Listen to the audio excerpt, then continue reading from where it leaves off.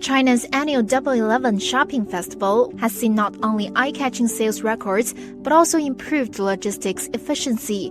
Sales of 402 brands on Alibaba's Tmall platform exceeded 100 million yuan as of Saturday midnight, while e-commerce giant JD.com announced that more than 60 brands saw their sales topping 1 billion yuan. Meanwhile, improvements in various sectors, including manufacturing, intelligent cooperation, and transportation infrastructures, helped reduce delivery time.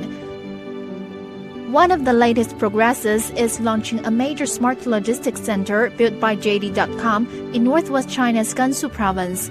Using fully automated sorting, the 200,000 square meter new facility could increase efficiency by 3 to 5 times. 今年京东双十一期间，兰州市及周边订单最快可以实现半日达。China's Double 11 shopping festival began in 2009 and has grown into one of the world's largest, with an increasing number of participating retailers and consumers globally. The rapid development of international logistics and cross-border e-commerce in China has made the shopping spree a shared festival for overseas consumers.